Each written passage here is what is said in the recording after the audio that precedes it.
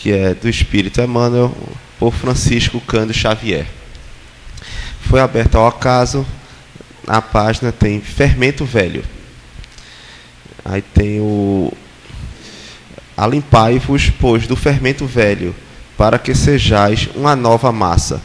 Isso foi escrito por Paulo, está em Coríntios, capítulo 5, versículo 7. Então, existem velhas fermentações de natureza mental, que representam tóxicos perigosos ao equilíbrio da alma. Muito comum observarmos companheiros ansiosos por íntima identificação com o pretérito, na teia de passadas reencarnações. Acontece, porém, que a maioria dos encarnados na Terra não possui uma vida pregressa respeitável e digna, em que possam recolher sementes de exemplificação cristã.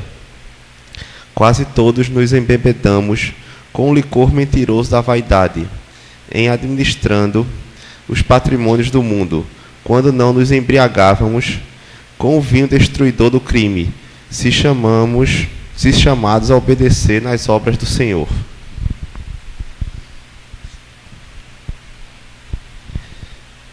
Quem possua forças e luzes para conhecer experiências fracassadas, compreendendo a própria inferioridade, talvez aproveite algo de útil, relendo páginas vivas que se foram.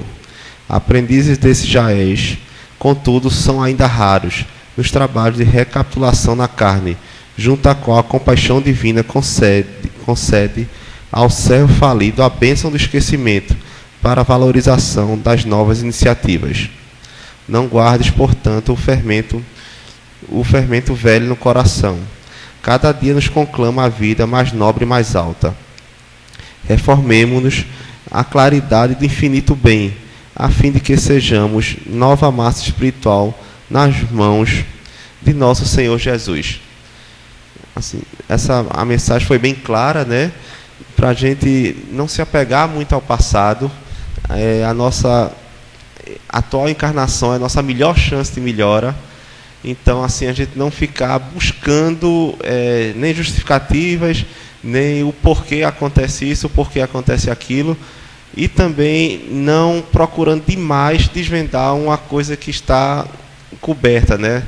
Então, se tem o benefício do véu do esquecimento, que muitas vezes, eu queria saber porque eu estou passando por isso, eu queria saber.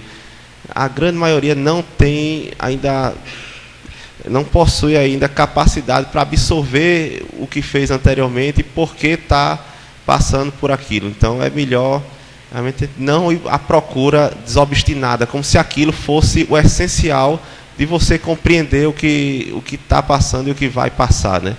Então está aqui uma lição bem clara de Emmanuel.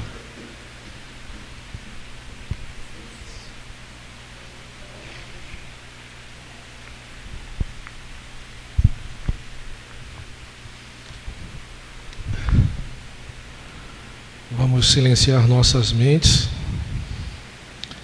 procurando elevar os nossos pensamentos a Deus e rogar a Ele,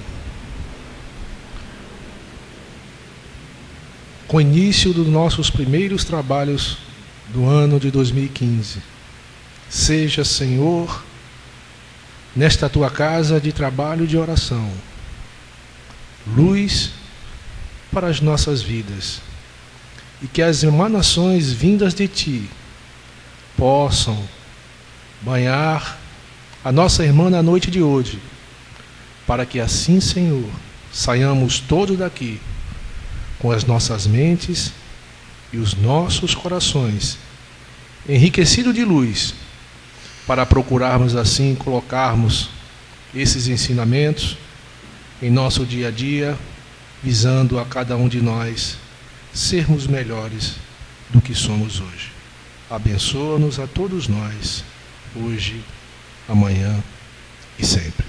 Que assim seja.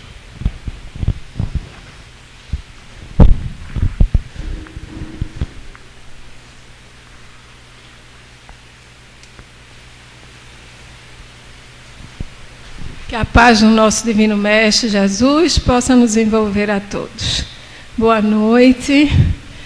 Estou hoje contando com a colaboração de todos, não é? Não estou no melhor dos dias para fazer essa palestra por conta de uma virose, mas acredito que tudo vai sair a contento, porque teremos, acima de qualquer coisa, a espiritualidade nos ajudando, como muito bem foi invocado ali por Wagner, pedindo ajuda para esse momento.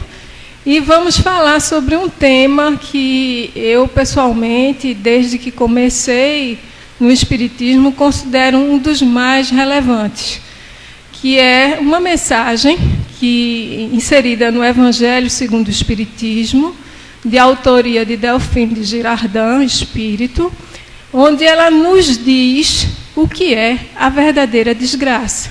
E o título da mensagem é exatamente esse: a verdadeira desgraça. Ontem, conversando com Bel, nos corredores do nosso trabalho comum, Bel disse: que tema é esse? Que parece algo assim um tanto quanto soturno, talvez uma apologia à desgraça, ao sofrimento, mas é exatamente o oposto disso. A proposta é justamente uma visão diferente do que costumamos perceber como desgraça. Aquilo que nós humanos, com a nossa visão limitada, concebemos como algo ruim, muitas vezes não é, porque estamos ainda muito arraigados na questão do imediatismo. Então, nossa visão, aos poucos, precisa se dilatar, se ampliar, pois somente assim iremos compreender verdadeiramente o sentido, o objetivo da nossa existência. E não é que o objetivo da nossa existência seja a dor, mas a dor, no atual estágio evolutivo nosso, significa um processo natural de evolução. Basta que nós pensemos que estamos situados onde? Estamos situados num planeta de expiações e provas. Isso significa o quê? Um planeta de provas. Provas nos remete à ideia de aprendizado, e de expiação, que seria a reparação. E não deixa de ser a expiação também um processo de aprendizado, e como é, se soubermos receber bem aquele processo doloroso. E é a partir dessas premissas que nós iniciaremos essa conversa na noite de hoje. Eu estou falando muito rápido? Não.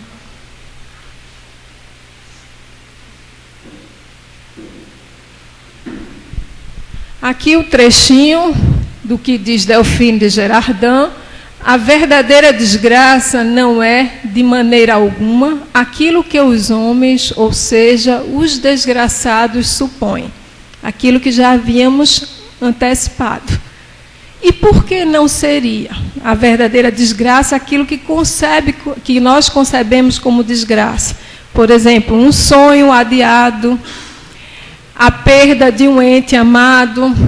Tudo isso nós diríamos, mas é óbvio que isso é uma desgraça. E por que os irmãos espirituais nos chamam, nos convidam a raciocinar de uma outra forma? Vamos ver.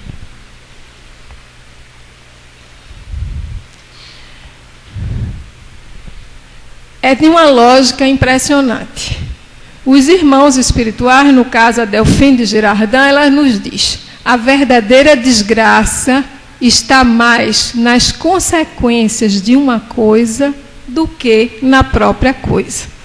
Então, nós só vamos aferir se um fato, um episódio, foi uma desgraça real, a depender das consequências.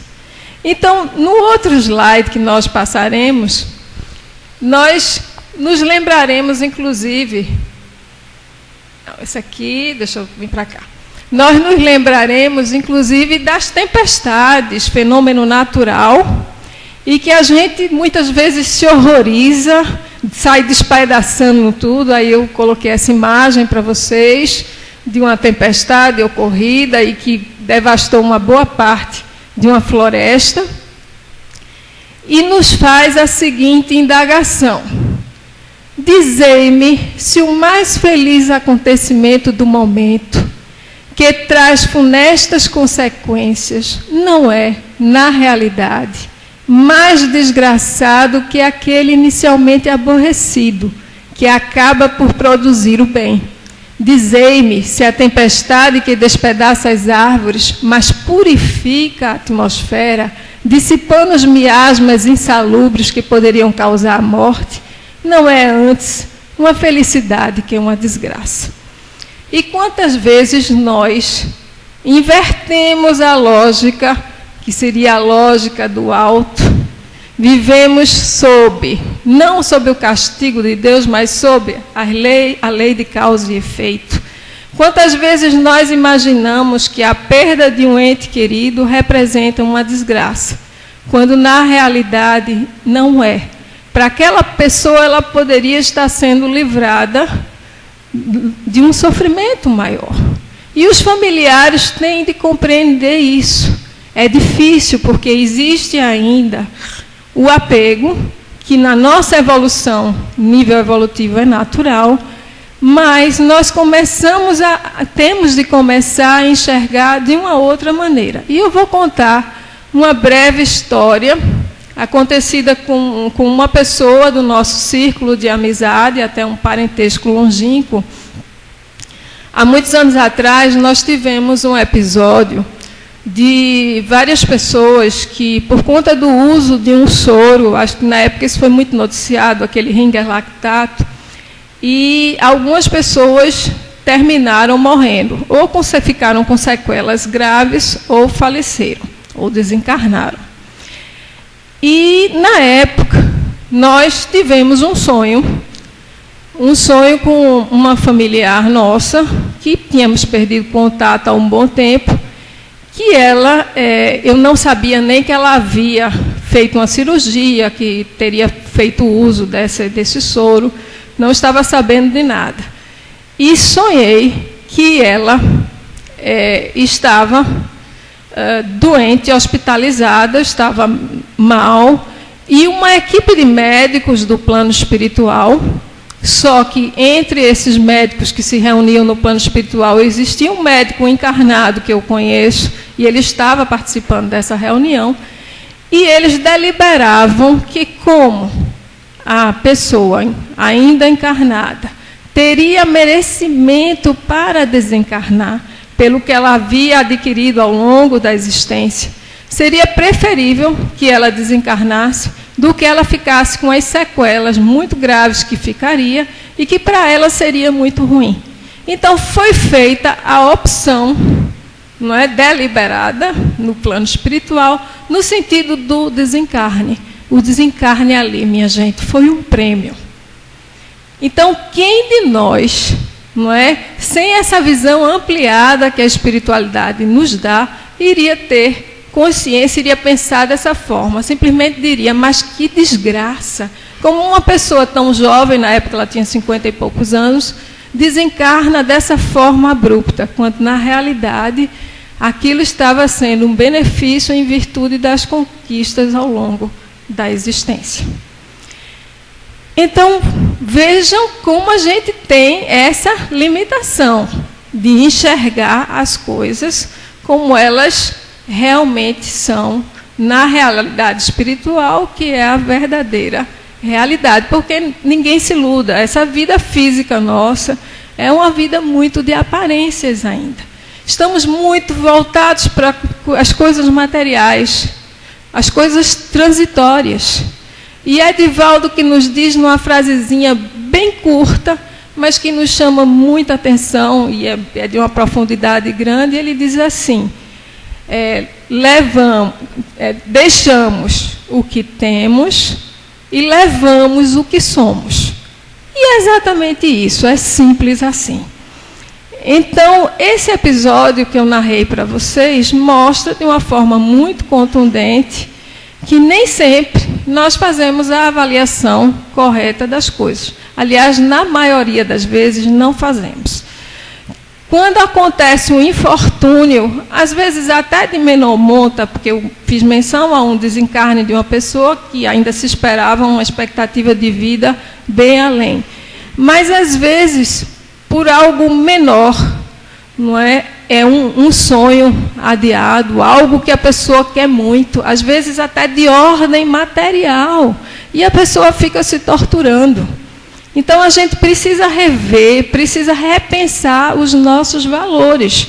Porque se é verdade que estamos situados no mundo material e temos a nossa porção material, a porção de homens e animais ainda, mas nós somos essencialmente espíritos. E devemos, desde já, começar a viver também como espíritos. Não é que a gente vá se isolar do mundo, não é que a gente não vá cuidar das coisas materiais, nós precisamos cuidar da parte material orgânica, da saúde, precisamos ter o necessário para viver com dignidade, precisamos até, de muitas vezes, de umas pequenas alegrias do supérfluo, mas jamais poderemos dar mais valor às coisas da matéria do que às coisas do espírito. E temos de ter também paciência. E na questão da paciência, é que estávamos hoje, já tínhamos fechado essa conversa, preparado os slides, mas eu lembrei de uma historinha que vinha na agenda dos meninos, quando os meninos estudavam ainda bem pequenininhos no infantil. E é uma liçãozinha muito bonita. Aí eu fui procurar para ver se achava na internet e achei. É do escritor grego, Nikos. A pronúncia do sobrenome é complicada, se alguém quiser me ajudar. Como é que aí a gente vai pronunciar esse grego? Kazantzakis, não sei.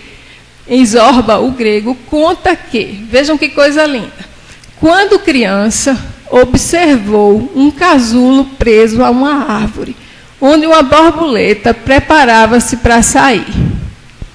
Esperou algum tempo, mas como estava demorando muito, resolveu acelerar o processo e começou a esquentar o casulo com seu hálito. A borboleta terminou saindo, mas suas asas ainda estavam presas e terminou por morrer pouco tempo depois. Ainda não estava preparada. Isso é de uma beleza, de uma profundidade. E ele diz, era necessária uma paciente maturação feita pelo sol, e eu não soube esperar.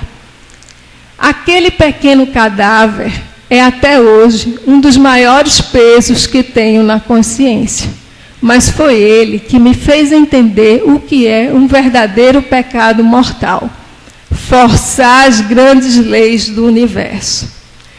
É preciso paciência, aguardar a hora certa e seguir com confiança o ritmo que Deus escolheu para a nossa vida. E como isso é belo.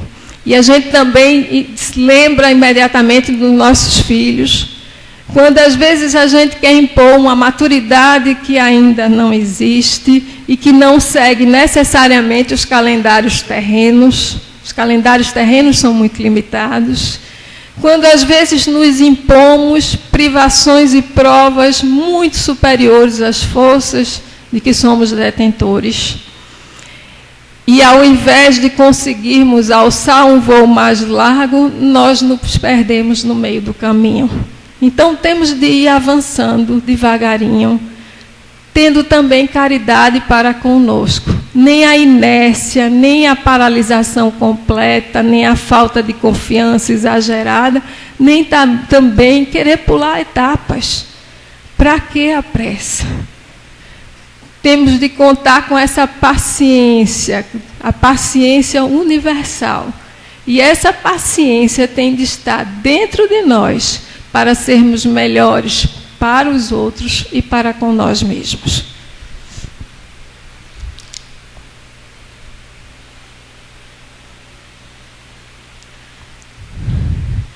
Prosseguindo no Evangelho segundo o Espiritismo, para julgar uma coisa é necessário, portanto, ver-lhe as consequências. E prossegue a mensagem. Vou revelar-vos a desgraça sob uma nova forma, sob a forma bela e florida que acolheis e desejais com todas as forças de vossas almas iludidas. A desgraça É a alegria, o prazer, a fama, a fútil inquietação, a louca satisfação da vaidade, que asfixiam a consciência, oprimem o pensamento, confundem o homem quanto ao seu futuro. A desgraça, enfim, é o ópio do esquecimento, que buscais com o mais ardente desejo. Muitas vezes nós invejamos os, aspas, entre aspas, felizes do mundo. Aqueles que têm acesso a todos os bens materiais, ou boa parte deles, as inúmeras festas. Não estou aqui dizendo que as pessoas não possam ir às festas, não possam tomar o seu vinhozinho, se assim o desejarem. Cada um sabe o que lhe convém. Mas estou dizendo que o excesso, vivermos no plano da futilidade excessiva, do apego aos bens materiais, da supervalorização desses mesmos bens, como já falamos antes. Imagine a tortura de alguém que vê o seu vizinho com um carro belíssimo, novo, não é? Não vou nem citar marcas aqui para não fazer propaganda de graça, mas, enfim, e aquele objeto de acentuada cobiça, e aquele outro que trabalha horas e horas e horas penosamente e sabe que jamais conseguirá adquirir aquilo, para ter aquela, entre aspas, felicidade, aquele prazer. Mas aquilo tudo é muito fugidio, é muito vazio. E aí a gente lembra novamente de Divaldo, nós vamos levar aquele carro para o plano espiritual, nós vamos levar essas festas que não deixam nada de importante. O que vamos levar, o que vai pesar positivamente na nossa malinha, é simplesmente o bem que fizemos, que conseguimos fazer, por diminuto que seja. Isso é o que vai contar para cada um de nós.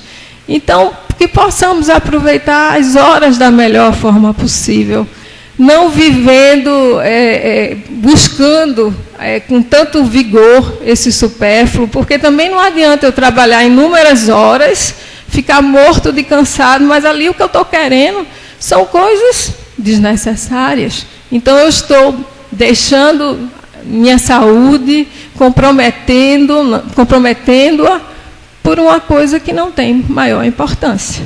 Já se eu me dedico a alguém, me privo de horas de sono para ajudar a uma pessoa necessitada, então, mesmo que eu tenha um desgaste orgânico, aí eu acho que aí vale a pena.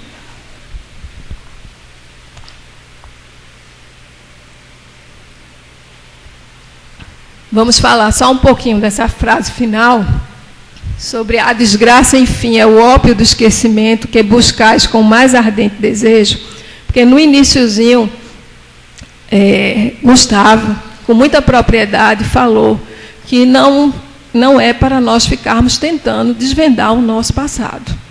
Isso é verdade. Como regra geral, se viemos com o véu do esquecimento, não foi à toa. Era justamente para que pudéssemos ter um novo ponto de partida, um recomeço. Mas muitas vezes nós pedimos o esquecimento para o que fizemos nesta vida, quando na realidade os nossos tropeços, eles deverão ser administrados sem culpa, mas não devemos esquecê-los. Não devemos esquecê-los porque eles nos servirão de lição. Então, muitas vezes a gente pede ardentemente, eu quero esquecer aquele relacionamento que não deu certo.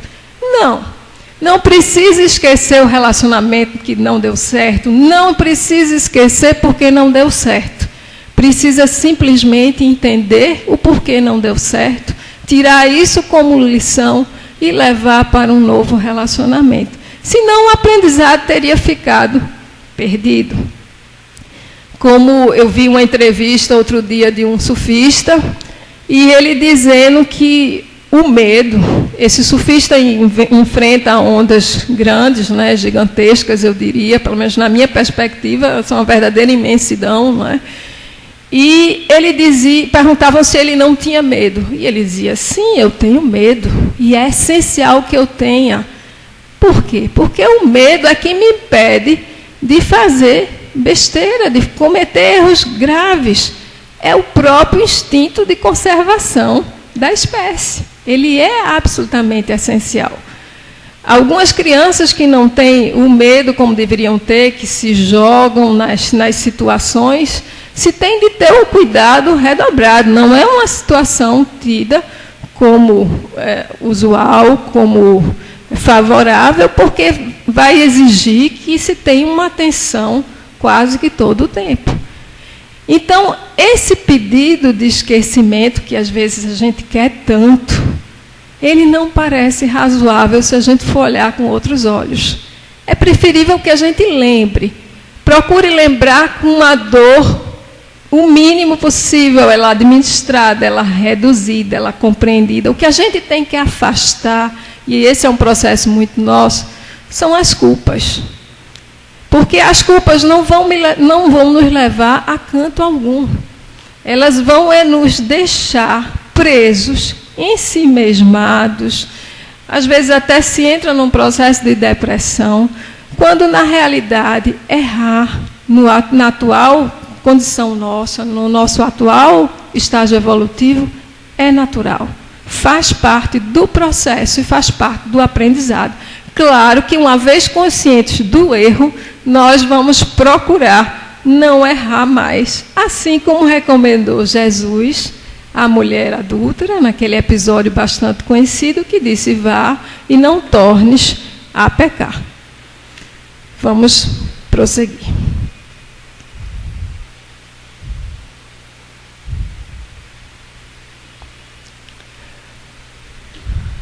A primeira frase eu não vou repetir, porque já foi falado. Vamos à segunda parte. Do ponto de vista espiritual, o infortúnio que poderia significar a verdadeira desdita para os desarmados morais faculta os que sabem entregar-se a Deus conquistas que se trasladam para a vida imortal, a verdadeira.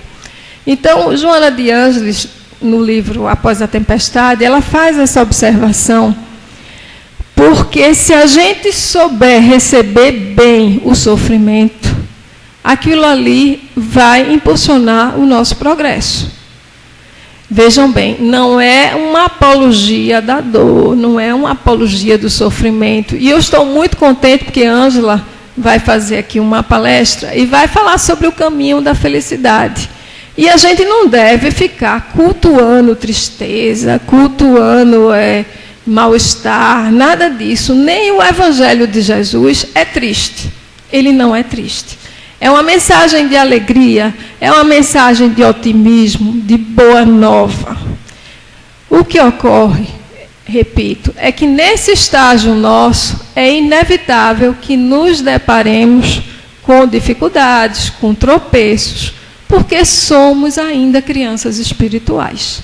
Isso não quer dizer que deveremos ser tristes. Pelo contrário, o nosso olhar para a própria oportunidade, ou oportunidades, melhor dizendo, que nos são oferecidas, deve ser um olhar alegre, um olhar feliz. Ainda bem que estou tendo a oportunidade de aqui estar. E diante dos infortúnios, como reagiremos a eles irá agravar ou atenuar aquela dificuldade. Então, é um processo muito interno nosso, que deveremos nos esforçar com a consciência que hoje temos para ampliar os olhos da alma.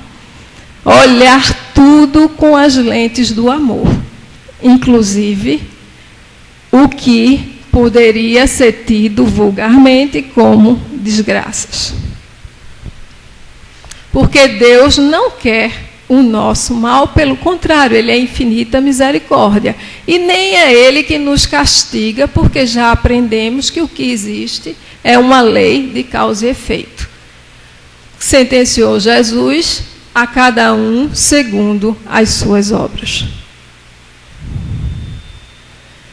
Então, o que a gente tinha antecipado é a atitude da criatura diante de uma ou outra circunstância transitória, passageira, que a faz venturosa ou infeliz. Não são, portanto, os fatores externos os responsáveis pelo sucesso ou fracasso, mas a atitude íntima do homem face aos acontecimentos que o envolvem. Joana de Ângeles, no livro Luz da Esperança. Então, voltamos a um exemplo, digamos, mais forte, mais doloroso. Vamos supor um casal que tem um casamento feliz e que, por alguma circunstância, um deles retorna ao plano espiritual. Claro que haverá a dor da separação, claro que haverá o sofrimento, haverá o período do luto, que é necessário que haja o luto no sentido simbólico da palavra, não é? Se trajar todo de preto, como se usava fazer antigamente. Mas é como eu vou encarar essa separação que é transitória e relativa.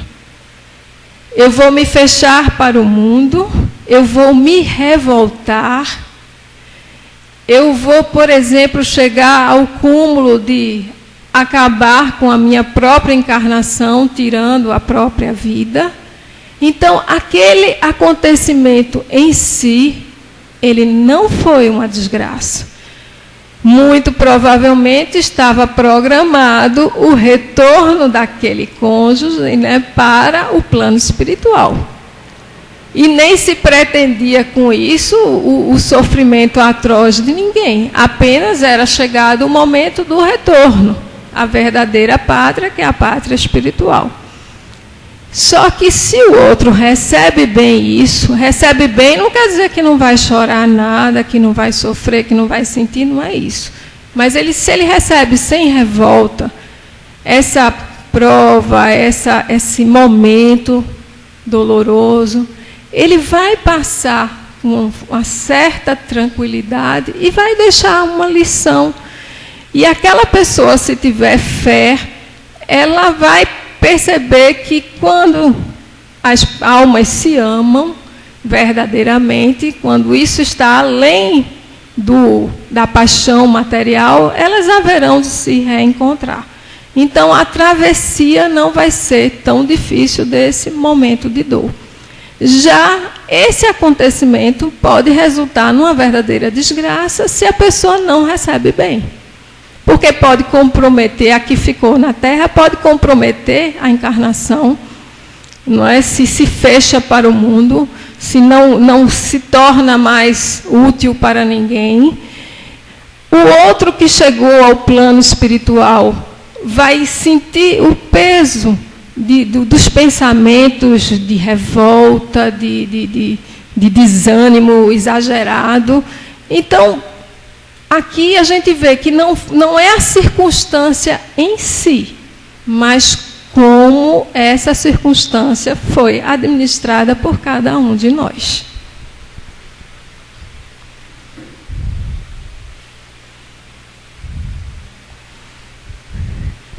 E essa frase também da Joana, do mesmo livro, eu achei muito interessante, porque diz o seguinte: fazer a apologia do sofrimento, ao invés de exaltar-lhe a função no momento indispensável para o processo de renovação espiritual, é perigo de derivação masoquista.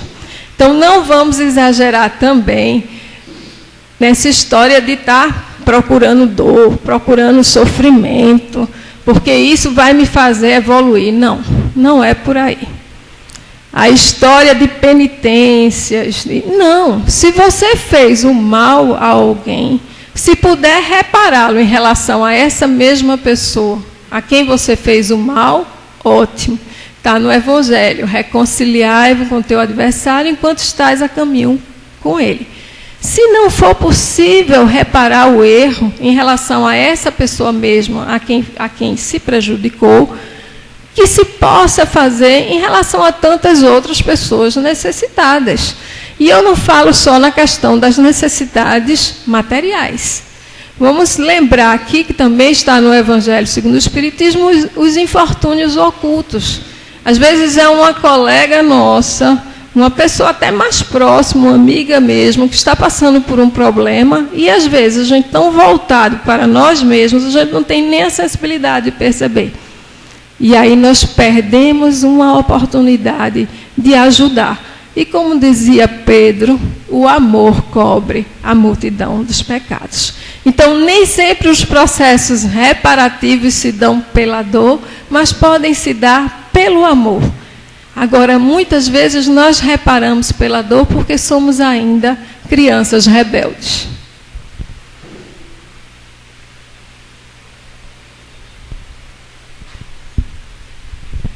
Dor é advertência e lição que ninguém deve desprezar. Sim, há infortúnios que elevam e infortúnios que desgraçam. Assim, a dor e o agravo, a angústia e o desespero são vigorosas terapêuticas da vida para que o enfermo espiritual inveterado se preocupe com a cura espiritual e se volte, em definitivo, para os elevados objetivos da vida maior. Joana de Ângeles, do livro Luz e Esperança. Então, mais uma vez aqui se lembra o quê? Que essa dor, esse sofrimento é uma vigorosa terapêutica, dependendo do tamanho, né, da profundidade, da intensidade desse sofrimento. É uma oportunidade de crescimento. Agora, tudo vai depender, insista-se, de como se recebe. Vamos supor que eu seja dono de uma fortuna imensa e pelos reveses da vida eu perca tudo ou quase tudo que tenho em termos materiais. Eu posso aproveitar esse momento de perda para descobrir valores espirituais, ou eu posso me desesperar, como ocorre, não é tão raro, e chegar ao ponto de me suicidar. A situação é absolutamente a mesma. A escolha é minha. E dentro desse estado de perda de bens materiais, eu posso descobrir o caminho da verdadeira felicidade.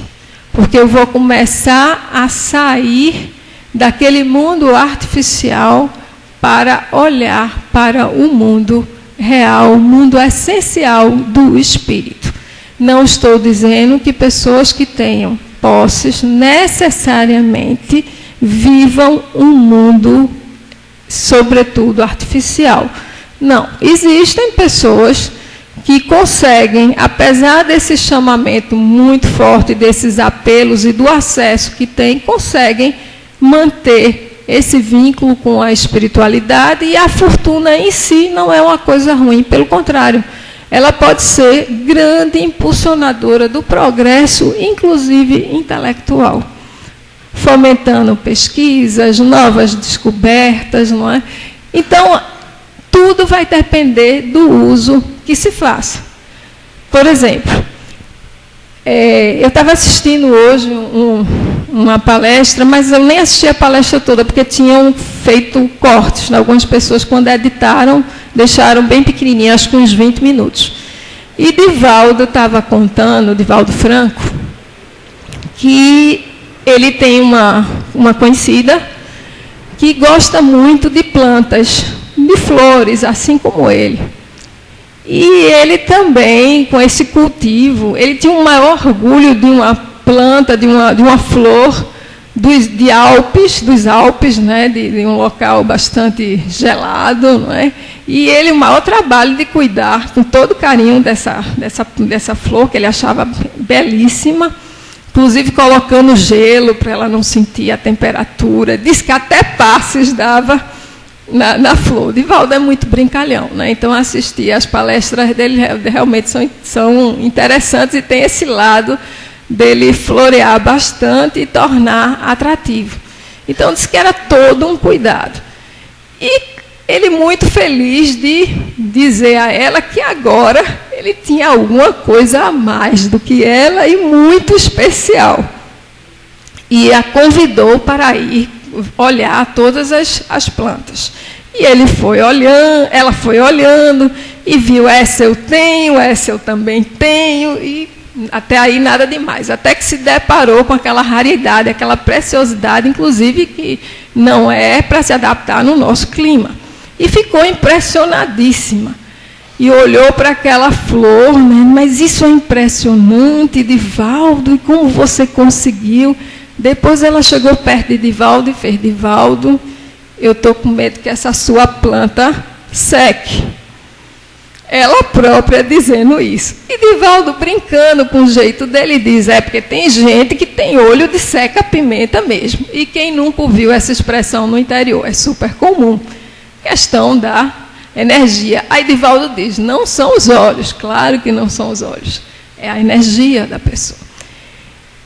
E algumas poucas horas depois, Divaldo foi ver, parece que ela chegou a telefonar para Divaldo como é que estava a planta, né, preocupada, e Divaldo foi ver o que tinha acontecido. E, de fato, a preciosidade dele, a raridade, havia murchado.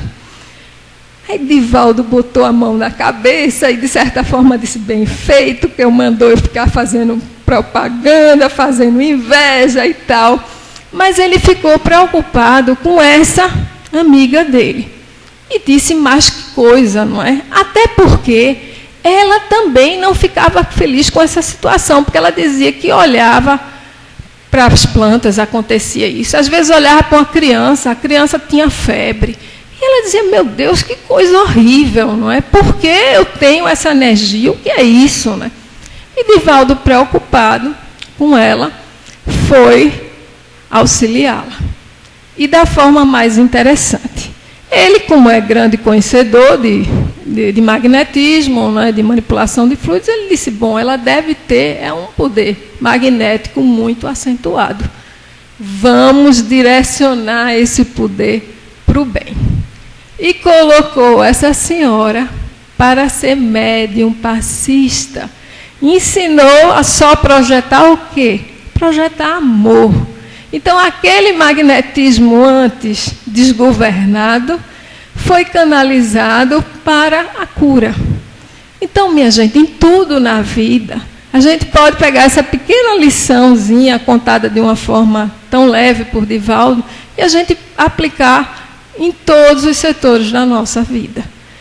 Se estamos num ambiente de trabalho difícil, vamos buscar tirar a lição disso, tentar ver amor, se não conseguimos enxergar no outro, que pelo menos nós tenhamos esse amor dentro de nós. Canalizando as nossas energias sempre para o bem. E aqui ainda Joana de Ângeles, ela diz, a única opção diante da dor, vejam bem, a única opção diante da dor é a atitude de resignação confiante. Não é só uma resignação, é uma resignação confiante, que gera a postura paciente e otimista. E quando eu leio essa palavrinha otimista, isso chega a me dar um certo desconforto, porque eu nunca tive uma tendência a ser muito otimista. Então, para mim, preparar esses slides foi assim, de suma importância. Por quê? Porque a gente precisa ler, precisa reler. Eu sei que a maioria de vocês já tinha lido essa lição sobre a verdadeira desgraça, mas às vezes a gente não absorve o suficiente. E também, dependendo do momento da vida que a gente esteja atravessando, ou de uma maior maturidade, a gente vai perceber coisas que antes a gente não percebia. Então, ser otimista é essencial para a gente manter, inclusive, a saúde, o equilíbrio do corpo, porque as ideias pessimistas vão trazendo desconforto emocional que vai repercutir no próprio corpo físico. Vamos ter as doenças somáticas. Então, vamos cultivar, não é? Pensamentos de otimismo. Não é a história de você viajar ao ponto de sair da realidade, fantasiar as coisas. Não, não é isso. Mas é aquele equilíbrio de nem ficar achando que tudo se resolve num passe de mágica, sem nenhum esforço da sua parte, nem tampouco achar que se você faz a sua parte, algum resultado bom não virá. sempre algum resultado bem virá, ainda que seja uma lição para no futuro você procurar agir de uma forma melhor. Então, coloquei ali um lembrete para mim mesma de falar do que está no Evangelho, mencionar o bem sofrer e o mal sofrer. Porque Jesus disse, bem-aventurados os aflitos. Mas são todos os aflitos que são bem-aventurados? Não. São exatamente aqueles que têm uma atitude positiva, uma resignação confiante, positiva, e não aquele que se revolta.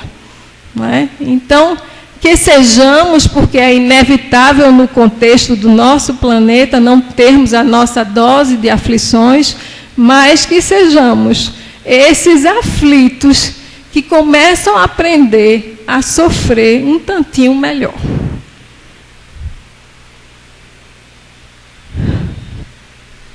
Vamos depender do tempo, mas eu acho que dá. Essa é uma mensagem de... Isso está no livro O Consolador, de Emmanuel, psicografia de Chico Xavier. E na questão 239, ele faz uma distinção que eu achei interessante. Eu comecei a trazer numa outra conversa sobre suicídio, mas eu joguei para cá também, porque eu acho super importante essa distinção. Entre a dor física e a dor moral, qual das duas faz vibrar mais profundamente o espírito humano? Podemos classificar o sofrimento do espírito como a dor realidade e o tormento físico de qualquer natureza como a dor ilusão. Em verdade, toda dor física colima o despertar da alma para os seus grandiosos deveres, seja como expressão expiatória, como consequência dos abusos humanos, ou como advertência da natureza material ao dono de um organismo. E aí vem um muito importante, mas toda dor física é um fenômeno, enquanto que a dor moral é a essência. Daí porque a primeira vem e passa, a dor física, ainda que se faça acompanhar das transições de morte dos órgãos materiais. E só a dor espiritual é bastante grande e profunda para promover o luminoso trabalho do aperfeiçoamento e da redenção. Então, a dor física, de alguma forma, ela vai passar. Seja porque ela vai ser debelada pela medicina convencional, tradicional, seja porque iremos desencarnar e vamos nos despir desse corpo material. Mas qual é a dor que fica? A dor essência, a dor realidade é a dor do espírito. É aquilo que ainda não conseguimos solucionar no nosso íntimo. Então, precisamos o quanto antes fazer qual viagem? Viagem para países que ainda não conhecemos, isso tudo é muito agradável. Mas não é essa a viagem mais importante da nossa vida, muito menos a viagem das drogas. É a viagem interior, é o processo de autoconhecimento, de autodescobrimento. Porque sem isso, nós não sabemos nem exatamente o que nos faz bem ou nos faz mal. Se eu não me conheço, eu não sei nem quais são as pessoas com as quais eu tenho ou não tenho afinidade. Eu vou me situar em grupos que, ao invés de me trazerem coisas boas, vão me trazerem coisas ruins. Vão me trazer coisas ruins. Então, a gente tem de se conhecer. Essa é a coisa absolutamente essencial. Sem esse autoconhecimento, nós não conseguiremos verdadeiramente evoluir.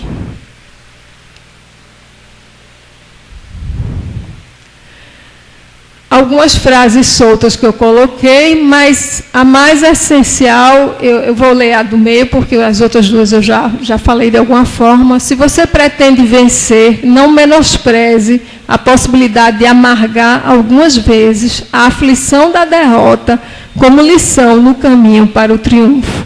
Então, está aí André Luiz. Então, a gente, às vezes, se aborrece com certos dissabores do cotidiano, mas são pequenas lições e que podem nos evitar quedas ruidosas, quedas maiores no futuro. E um lembrete da espiritualidade muito importante, a Joana de Ângeles, mais uma vez: somente se sofre porque se é imperfeito, devedor.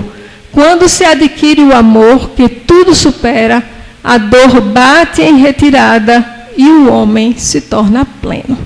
Então, mais uma vez, a gente vai mencionar o planeta no qual nos situamos, que não é por acaso, estamos num planeta de expiações e provas, e a maioria de nós, a grande maioria, não somos espíritos missionários verdadeiramente. Todos nós temos a nossa pequena missão, mas não somos espíritos de luz de forma alguma, a maioria de nós, insistas. E aqui nesse planeta, nós temos inclusive de olhar o aspecto material do globo.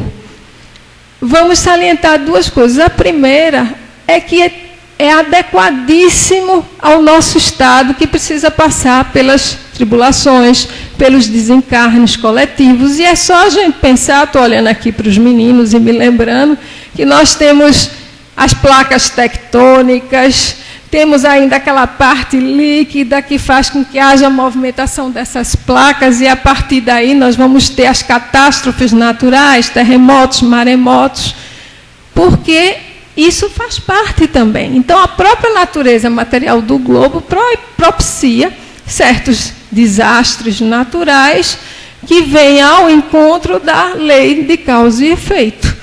Mas, ao invés de ficarmos nos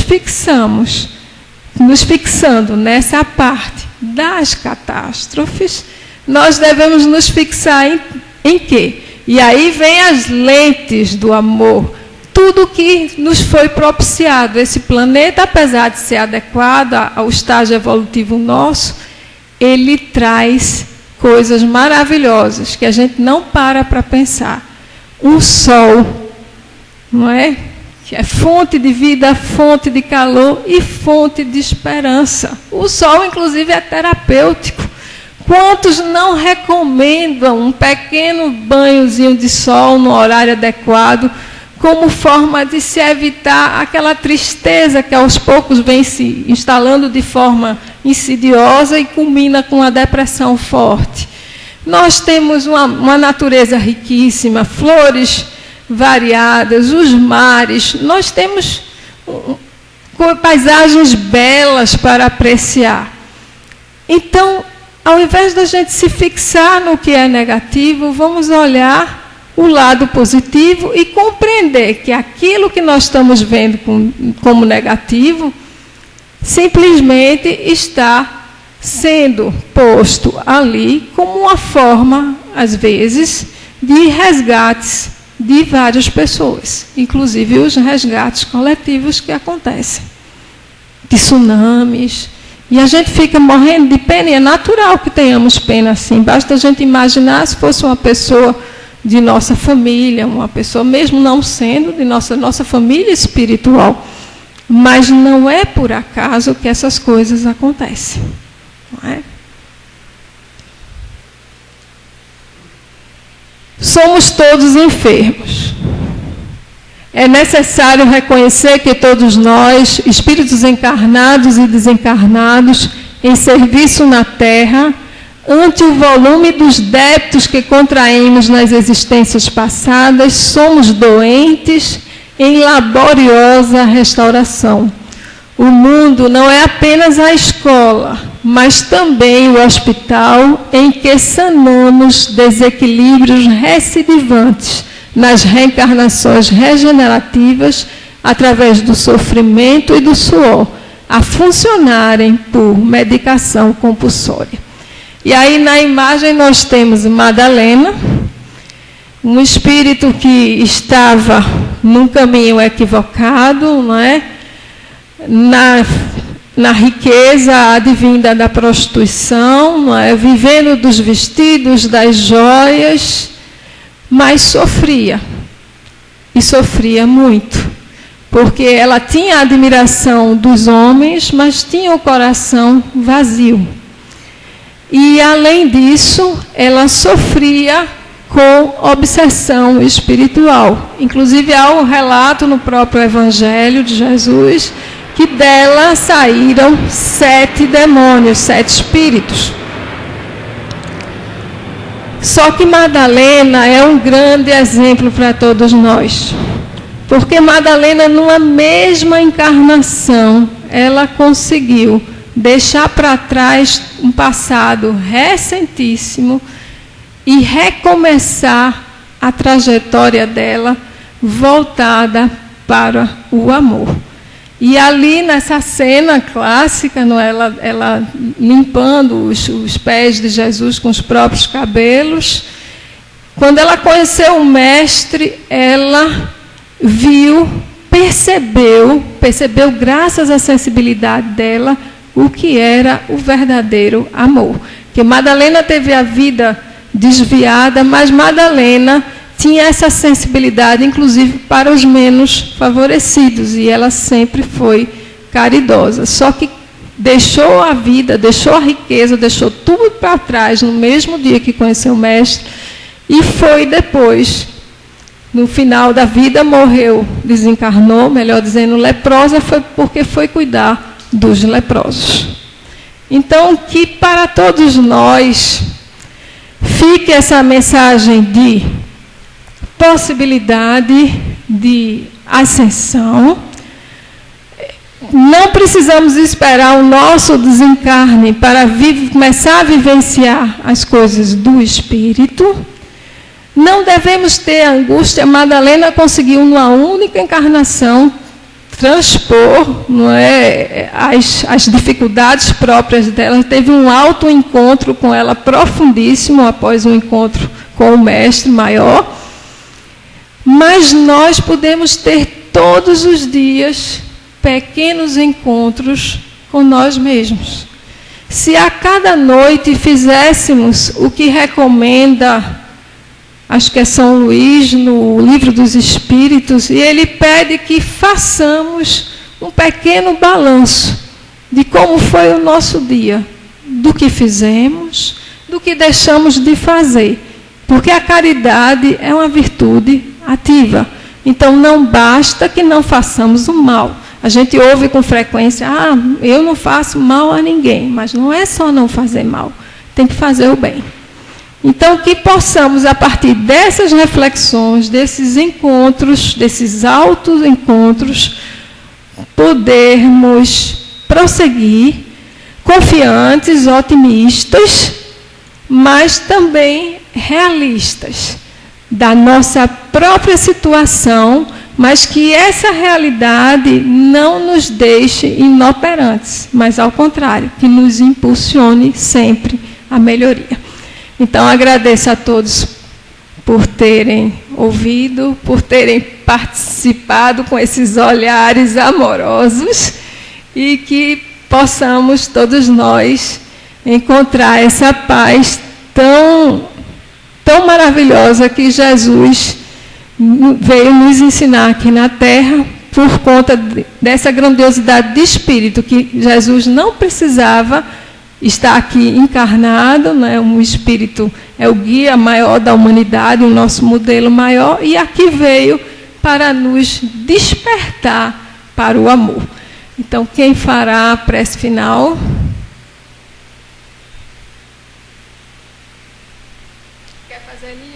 Quer fazer? Júlio, já se habilita, Júlio? Sim?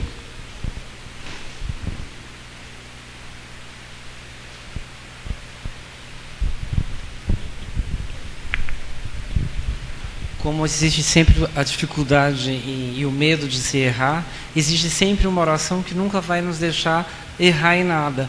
Nós podemos sempre lembrar da oração que o Senhor nos ensinou. E oremos ela. Pai nosso que estais nos céus, santificado seja o vosso nome, venha a nós o vosso reino, seja feita a vossa vontade, assim na terra como nos céus, e o pão nosso de cada dia nos dai hoje, Senhor, e perdoai as nossas ofensas, assim como nós perdoamos a quem nos tem ofendido. Não nos deixei cair em tentação, mas livrai-nos de todo o mal. Amém. Assim seja.